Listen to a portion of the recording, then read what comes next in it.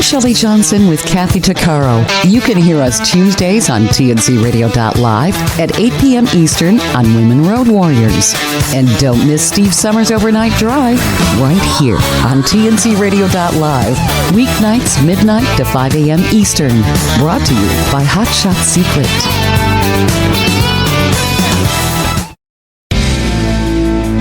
This is Heath Sanders, and you're listening to TNCRadio.live. Ready for a music break? Did you know that you can use the TNCRadio.live app to hear the best in traditional country? Traditional country, the good stuff from the 50s and 60s and on. Traditional country is more than a time period. It's a style and approach to music that we cherish. We have an incredible collection of songs that define country music and also sprinkle in some Western music, cowboy music, bluegrass, Americana, and country gospel. Our TRUSA president and country Western music icon, Rex Allen Jr., also hosts an hour of music and memories. At TRUSA, we have a heart for the road and the heritage of country music. Wherever you roam, we hope you'll take us with you. Enjoy the ride on Truckers Radio USA. To listen to TRUSA Radio on the TNCRadio.live app, just click on the music button and then TRUSA.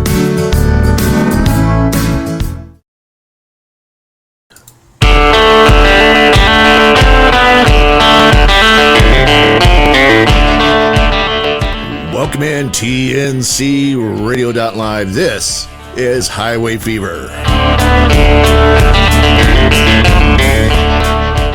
I'm Tom Kelly, and now here's your host, Charlie.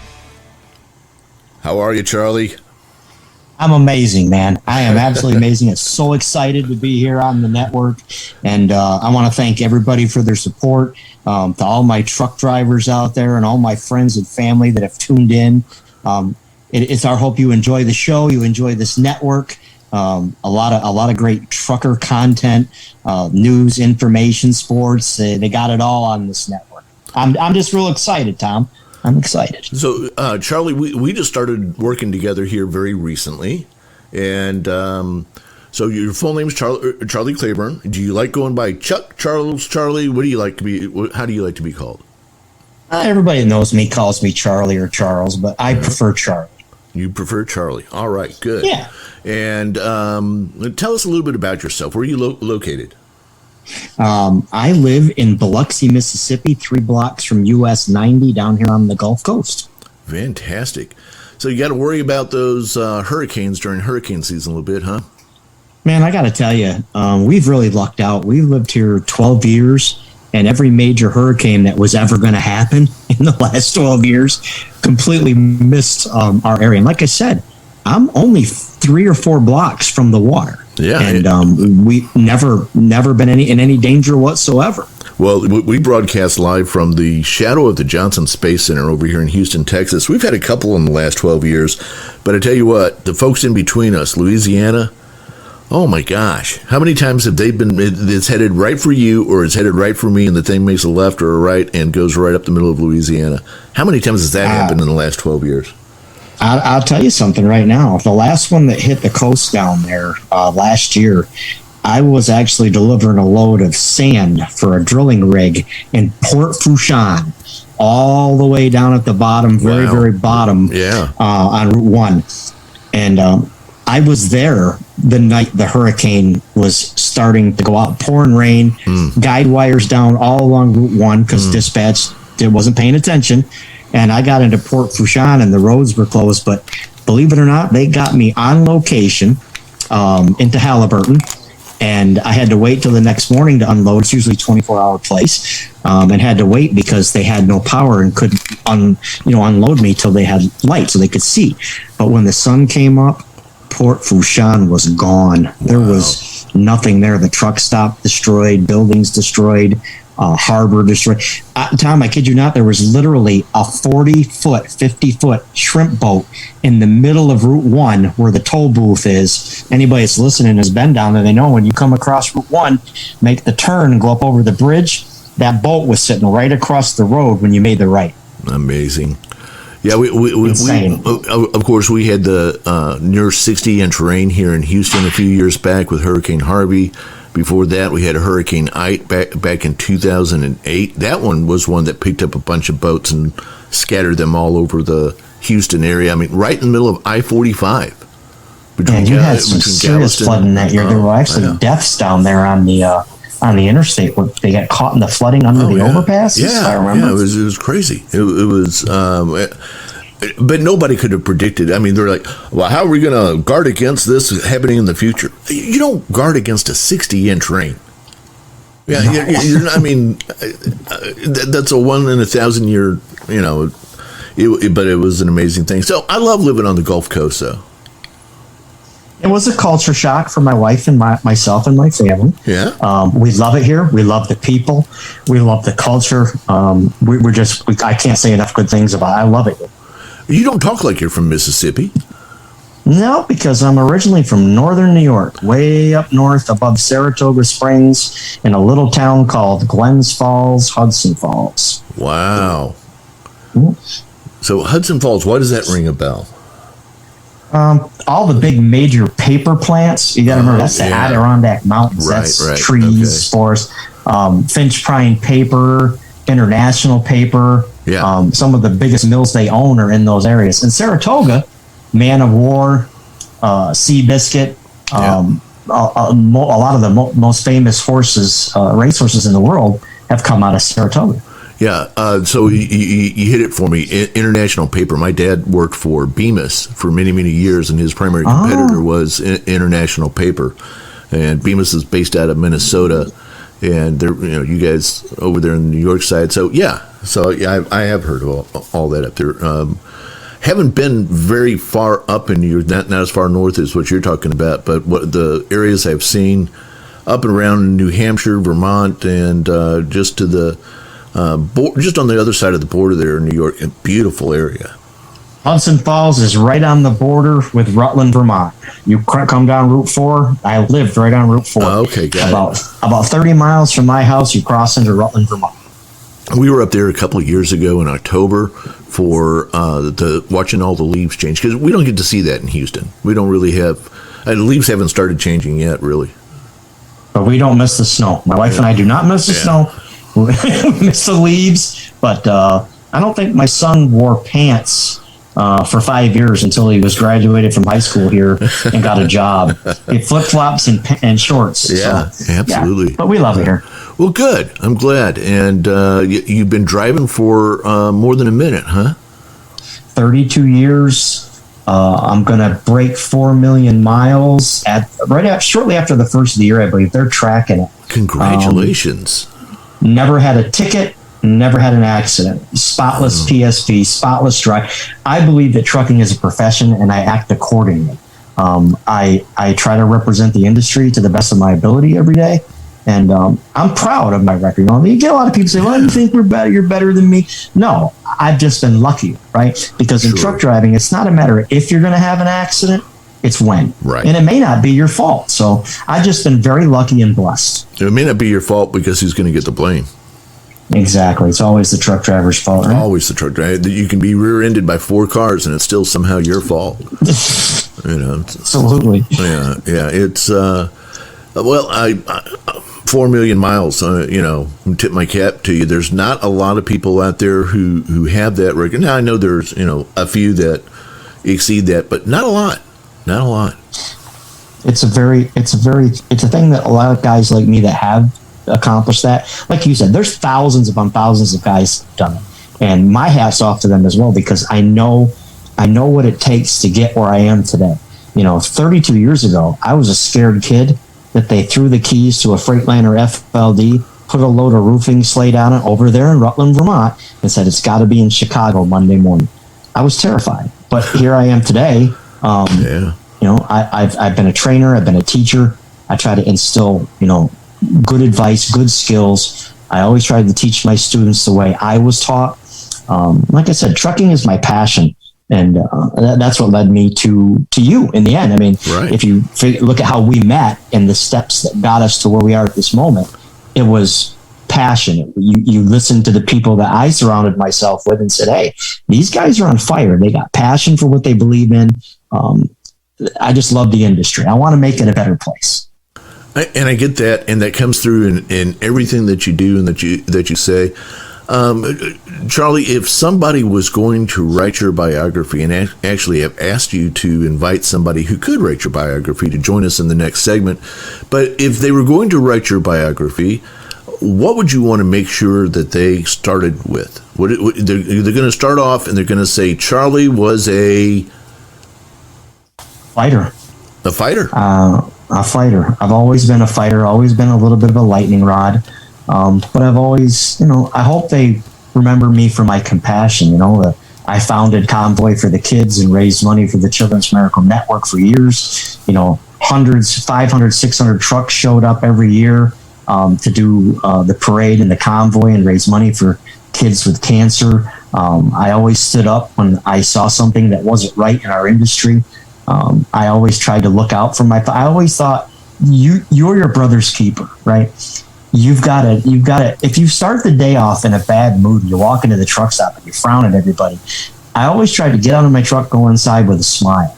I try to hold the door for people. I try to get out of my truck and help somebody back into a bad spot.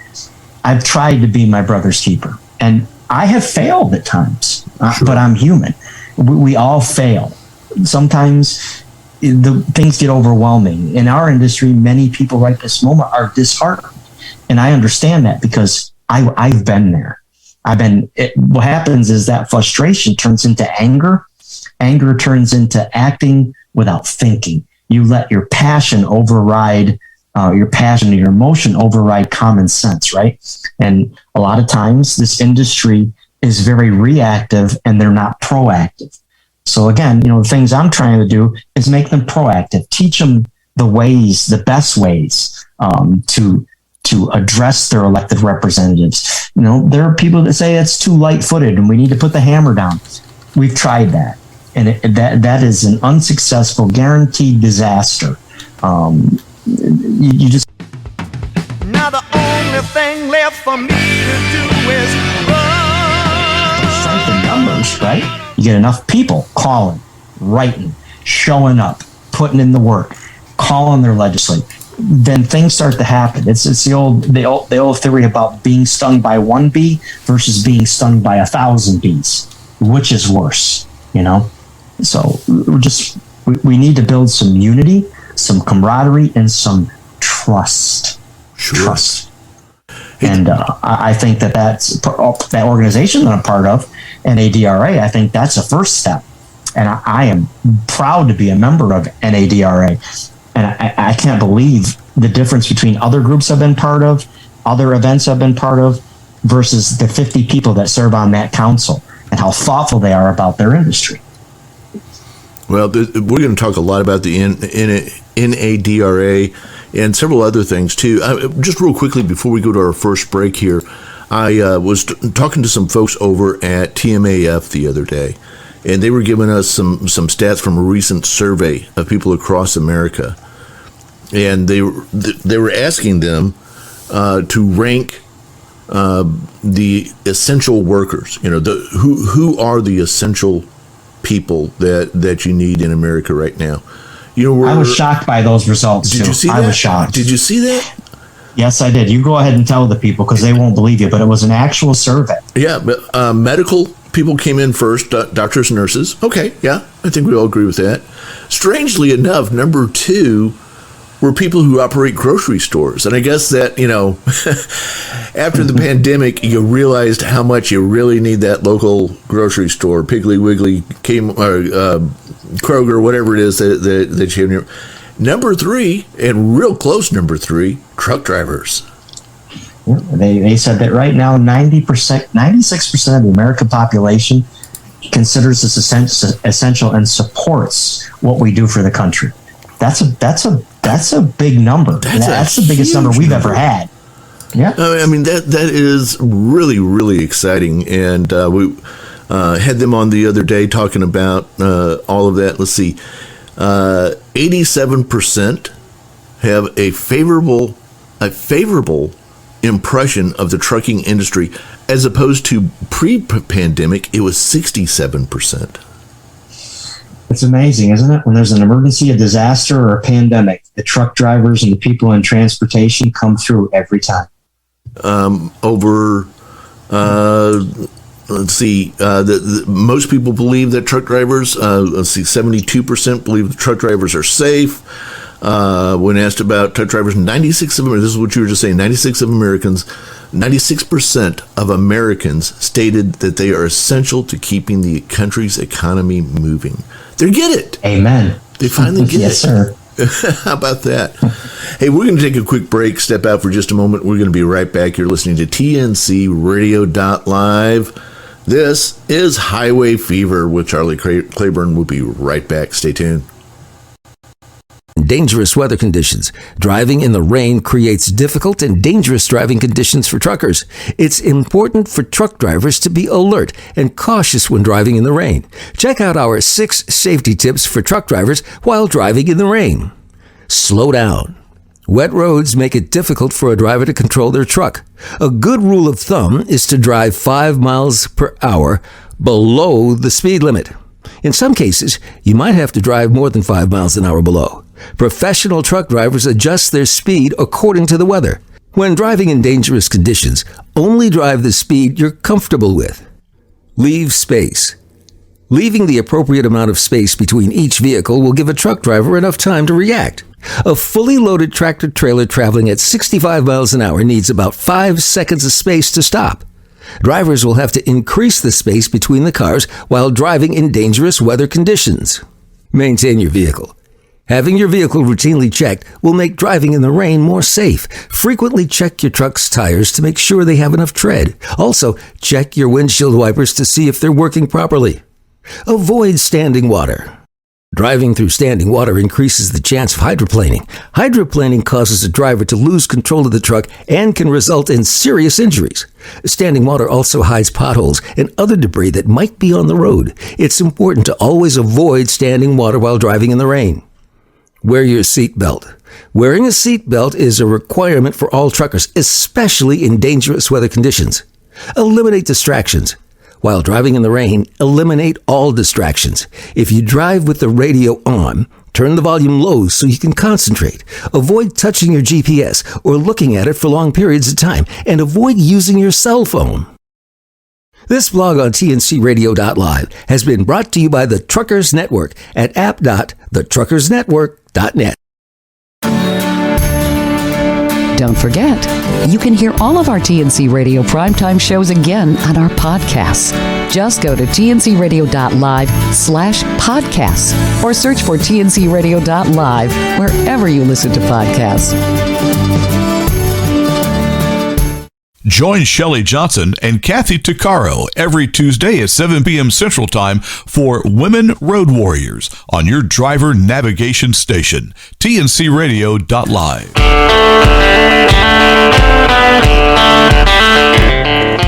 Welcome back in. It's Highway Fever with Charlie Claiborne. I'm Tom Kelly, and we have with us on the phone line John Neesmith. Charlie, introduce us to John. Who's John? John has been a dear friend to me in many ways for many years. He's a guy I look up to. He's an owner-operator. I was employed by John, and I got to know him really well. Always been a constant source of positivity. I believe he's passionate about the trucking industry. He's certainly extremely passionate about some of the recent problems we're looking at, but all-around good guy. And like I said, I had to choose somebody to tell a little bit about me other than myself. And I wanted someone that would shoot straight from the hip and, kind of tell people from his perspective. Well, John, I'm just getting to know Charlie here a bit, and I know a lot of our listeners know him. A lot of listeners don't know him. So this is your opportunity to help me introduce Charlie to the listening audience. So tell us, John, who is this guy, and why should we care what he has to say? Well, that's an interesting question. He said he looks up to me. That's kind of a I don't know. It's not because I'm that great of a guy. I mean, we do have a height difference. I'm a little taller than he is, but I appreciate all the kind words from him.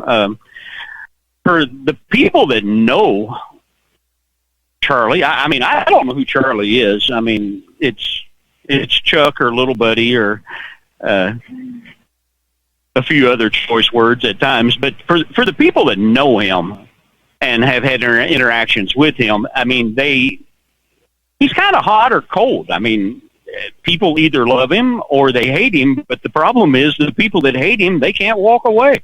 He's an interesting guy. He always has facts. He'll hurt your feelings. He'll make you mad.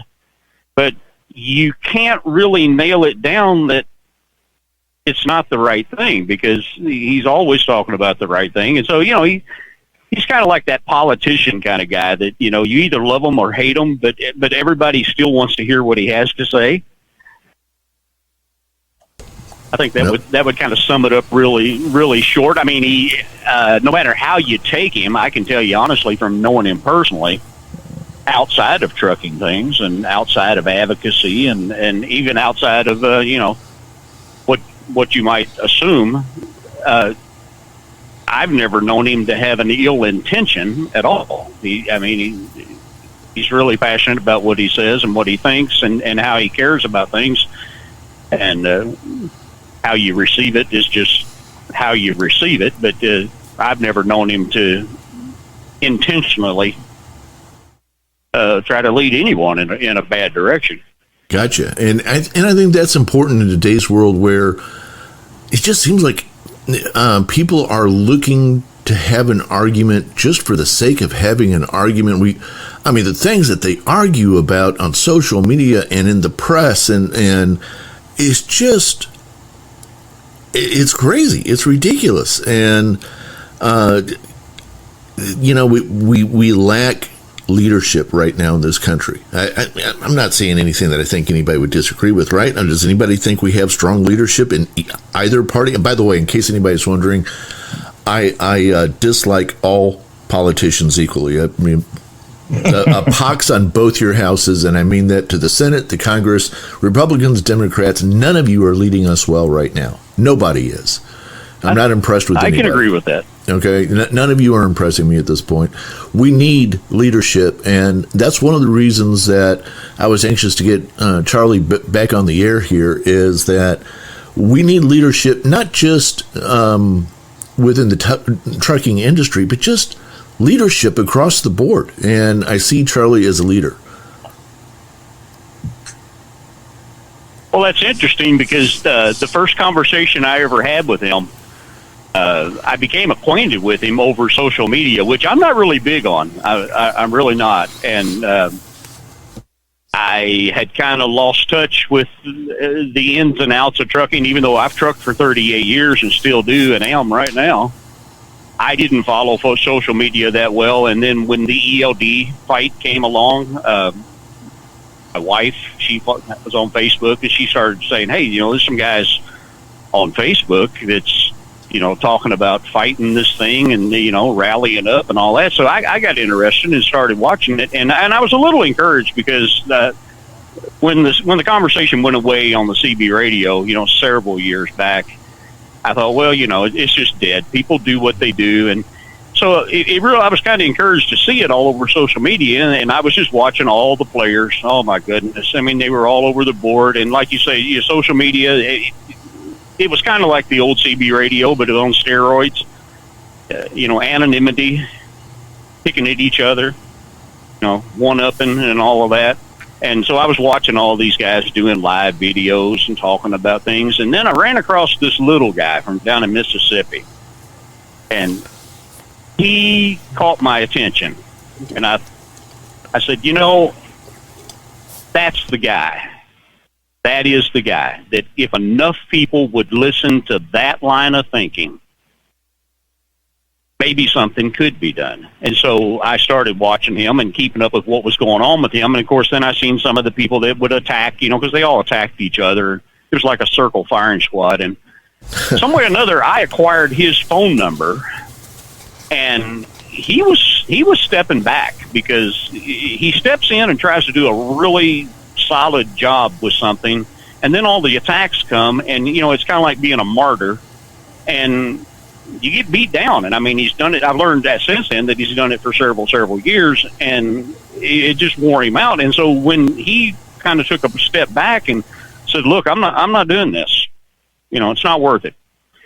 I called that number that I had found for him, and sure enough, he answered the phone. I recognized the voice immediately. And speaking of leadership, that was one of the first things I said to him. I said, "You say you're going to quit." And he goes, "Oh, yeah, I'm done. I'm done."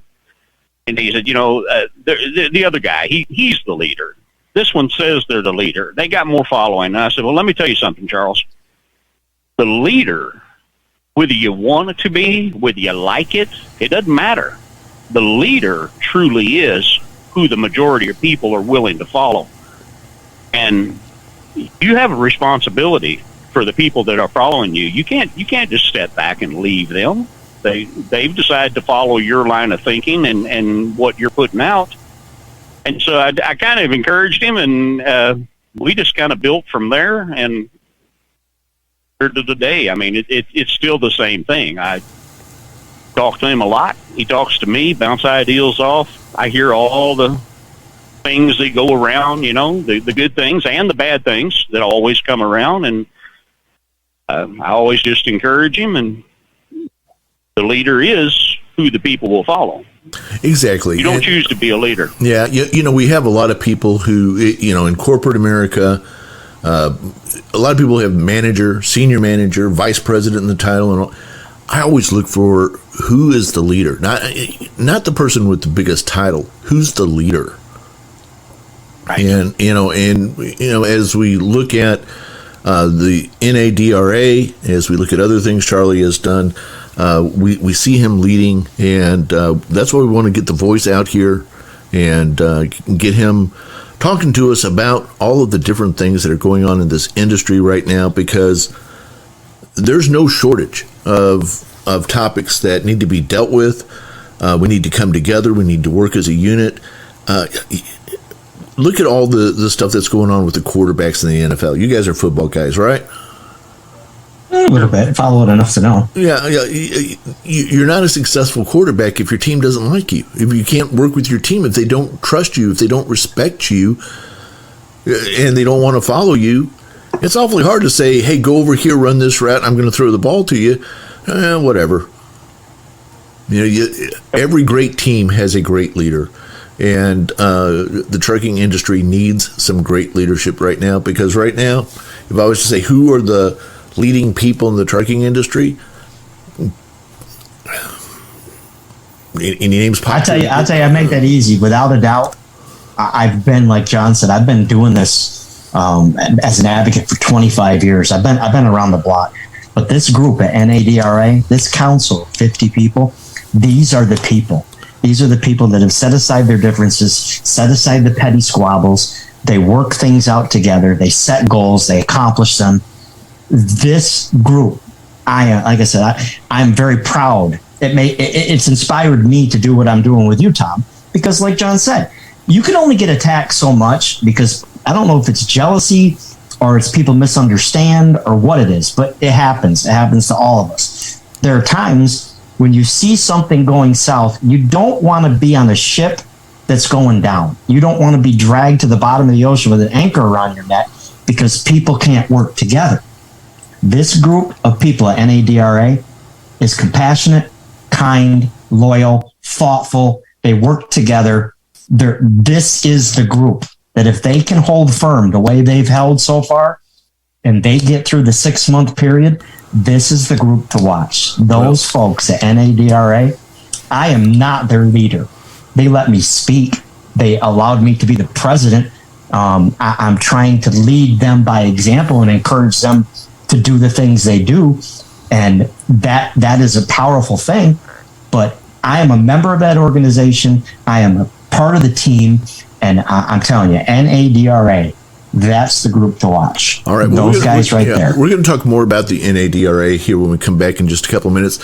While we're on break here, we've got a little song. Tell me about this song that you got out here for us tonight. friend of mine, Terry Woolley, wrote that song for me back when we took the trucks to Washington, D.C. in 2007 over the high price of fuel. And he's always been a big supporter. He was a great friend.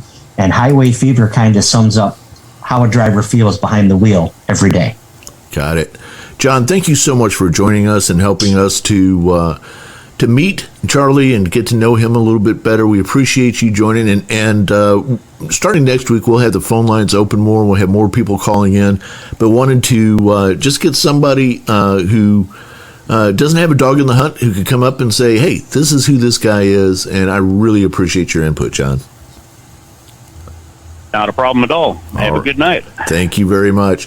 So we're going to take a little break here. We're going to start off with a little music and check in with Dr. Chris, and we'll be back here in just a couple of minutes. You're listening to TNC Radio.live. This is Highway Fever with Charlie Claiborne. Stay tuned.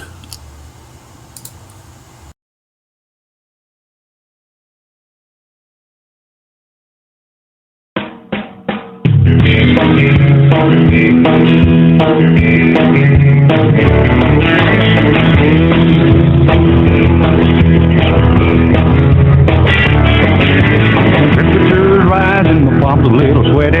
Slow down, I'm hauling, might be a little heavy. Dodging all the scales and I'm running in the left lane. Having my breakfast from a coffee cup. Running hammer down since the sun came up. I just dropped the load and I'm headed back to Wickman. I'm running coast to coast on the interstate. I'm hauling heavy loads and they can't be late. Ain't no doubt about it, no place that I'd rather be. Highway fever's got a hold of me. Highway fever, the smell of rubber burning, and the blacktop big wheels are turning. Downshift, upshift, right lane, left lane, making a living out on the highway. Checking out the speed, I'm running 80 miles an hour. It's highway fever, highway fever.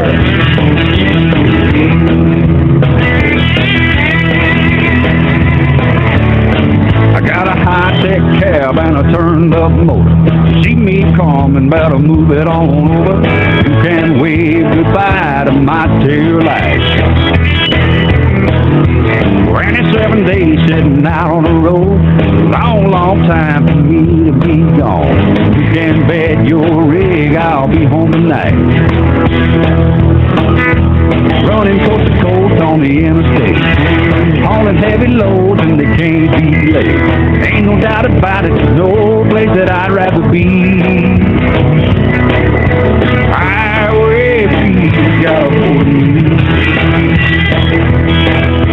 Highway fever, the smell of rubber burning, and the blacktop big wheels are turning. Downshift, upshift, right lane, left lane, making a living out on the highway. Checking out the speed, I'm running 80 miles an hour. It's highway fever, highway fever. I'm playing long spectral and a slice of apple pie. Truck stop beauty catches my eye. I'm rolling out early and I'm hauling long, while cranking up another trucking song.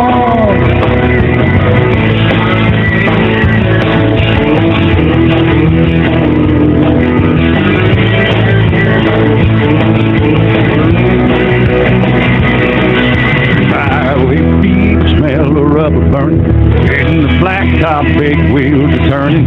Downshift, upshift, right lane, left lane, making a living out on the highway. Checking out the speed, I'm running 80 miles an hour. Highway fever, highway fever.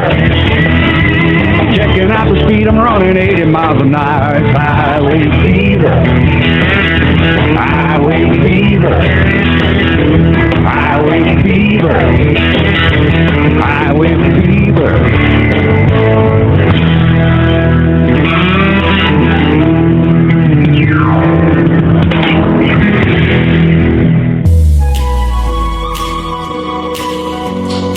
So where do feelings come from? Most people think feelings come from their situations, what's happening in their lives, or they think They come from other people. And they say things like, you make me love you, or you piss me off. They hand all the responsibility to other people. But I have news for you. It's not situations. It's not other people. It's not circumstances. Feelings come from the way I perceive the world, from the way you perceive the world. Our perceptions of the world create emotion. Let me give you my very favorite example. A 65-year-old gentleman walks into my office on a Tuesday morning. And I say to him, how's it going? And he says, oh, not good, Doc, not good. And I say, well, what's going on?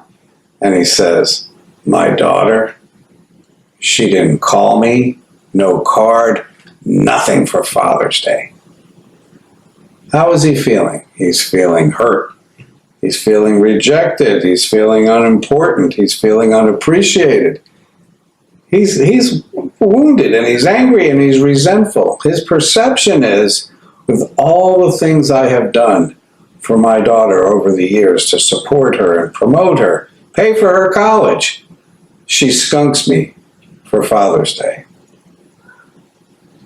I looked him in the eyes and I said, Brian, Father's Day's next Sunday. Within a second, Brian laughed. He was amused. He was embarrassed. He was hopeful.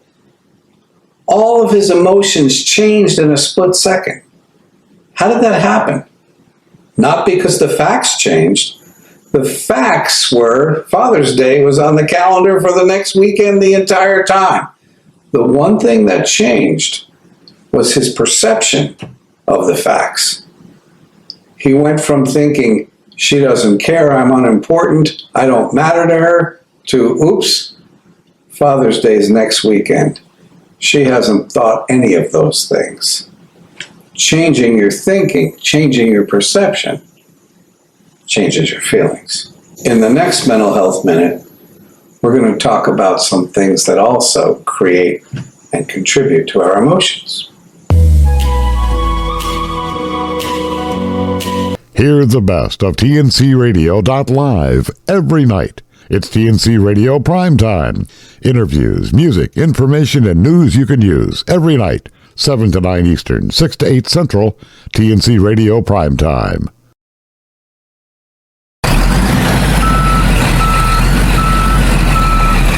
For the latest in traffic, weather, and information, catch the Morning Grind weekdays right here on TNCRadio.live.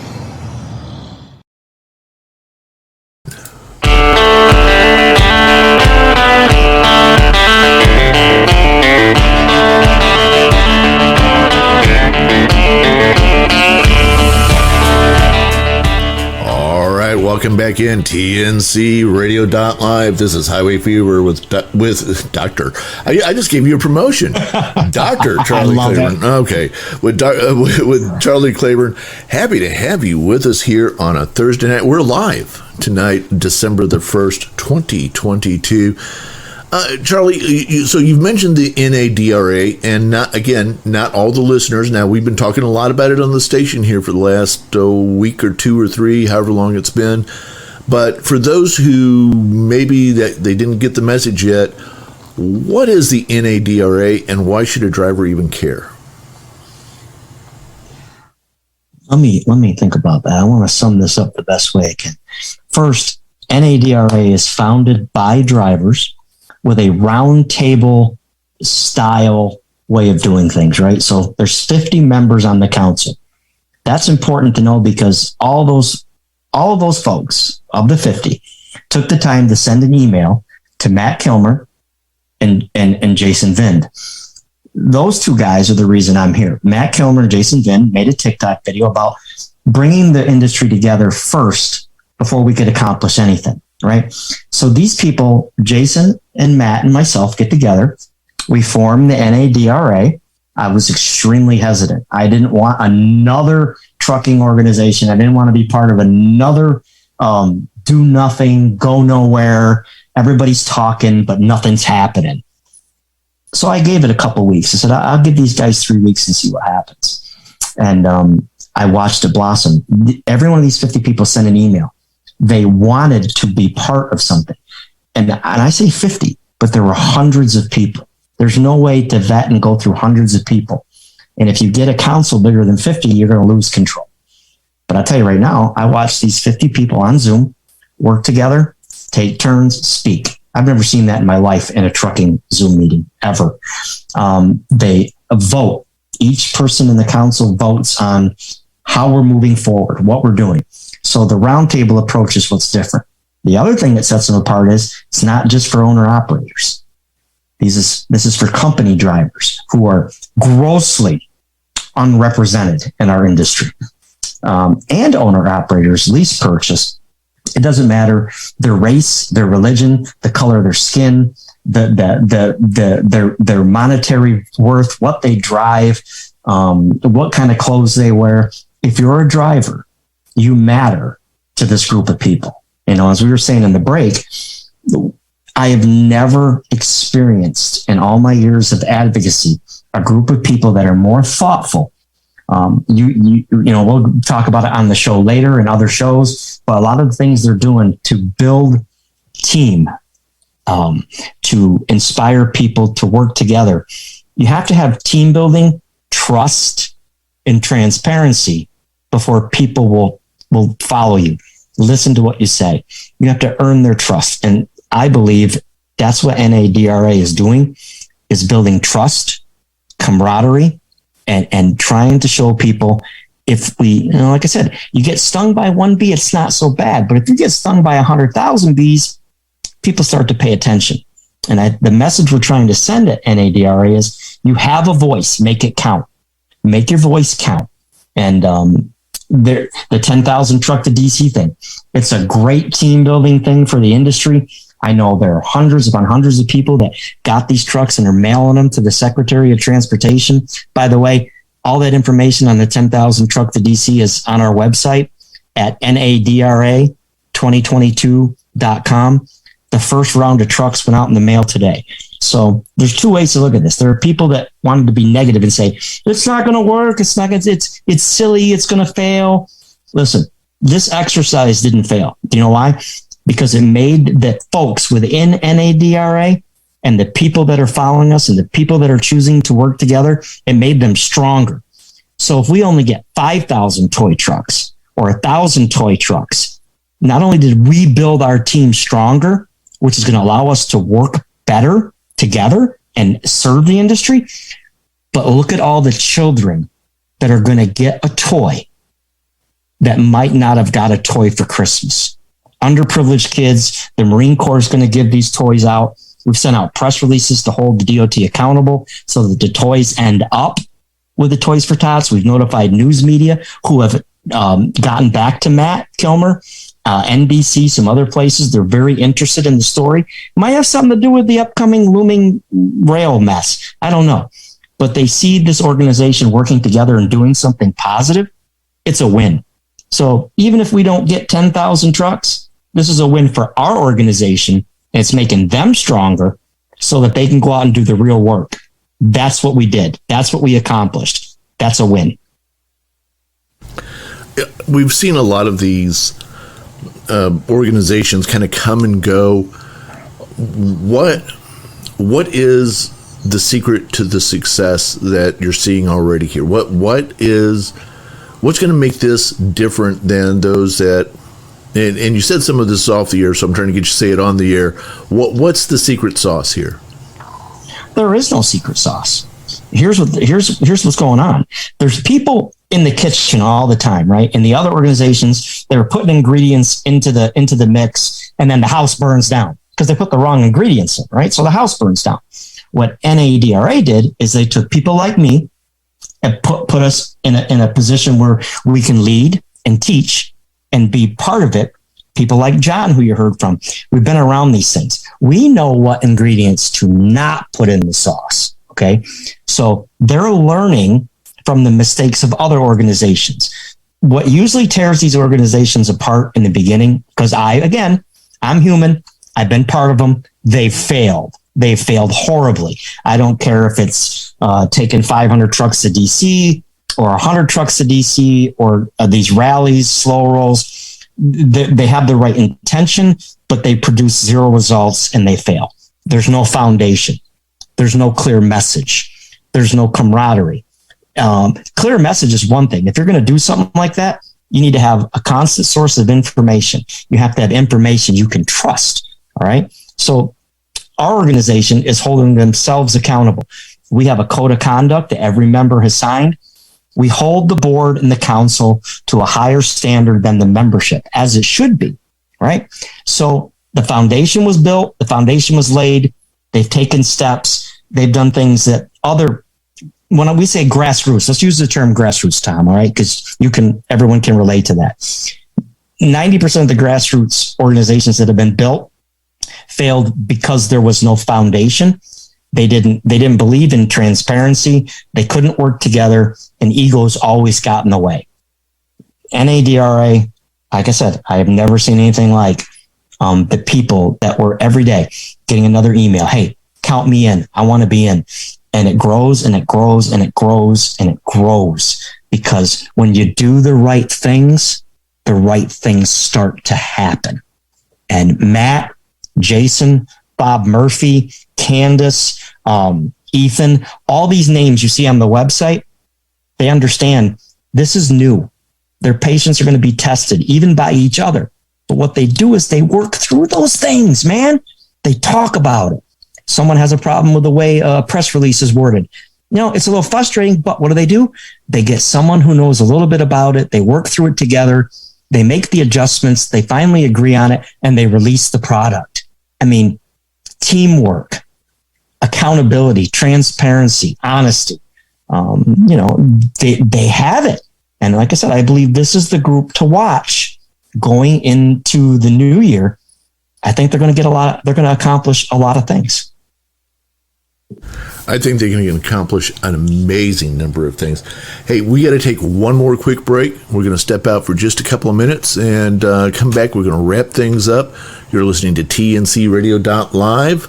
This is Highway Fever with Charlie Claiborne. We'll be right back. TNCRadio.live. Stay tuned. 8 fun facts about truckers. It may be likely that when asked about your driving career and what all it involves, you're able to rattle off some answers like far from home, little sleep, heavy loads, big rigs, lots of waiting, gas stops and rest stops. But there is so much more to the freight industry that you should appreciate yourself for. Number 1, and so it began. A German-American blacksmith named Charles Fruoff invented the first tractor-trailer back in 1914. He needed a way to transport his boat. Number 2, now hiring. In the United States alone, 8.9 million people have a job in the trucking industry. 3.5 million of these are truck drivers. Number 3, the roots with a growing job. The trucking industry is soaring. Since this is a multi-billion-dollar industry, it's worth serious consideration as a stable career for anyone looking for an exciting change in job security. You go, girl. Only 6%, or a total of 234,000, truck drivers are women.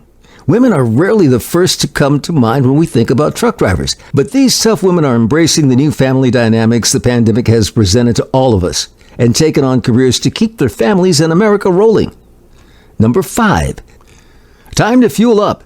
There are about 15.5 million active trucks in the United States trucking industry, and the average commercial truck consumes over 20,000 gallons of fuel each year. Number 6, less pollution is the solution. Because of clean diesel technology, 60 modern-day trucks put out the equivalent emission of a single truck from 1988, and emissions from heavy trucks have been cut over 95% in the past 2 decades due to EPA regulations. Thank you, science. We can all breathe easier. Number 7, shoot for the stars. You'll land on the moon. There are close to 16 million active trucks in the United States, with over 3.5 million truckers behind the wheels. This means that if you could pile up the vehicles, they'd reach the moon. Number 8, home away from home. Truck drivers spend more than 240 nights away from home each year. Small business truckers drive more than 3 million miles in their lifetime, which breaks down to a yearly average of more than 115,000 miles. Catch Mind Your Trucking Business Thursday at 7 p.m. Eastern with James Rogers, Jamie Irvine, and Tom Kelly. They provide expert advice about starting, operating, and growing a professional trucking business. It's Mind Your Trucking Business on TNCRadio.live.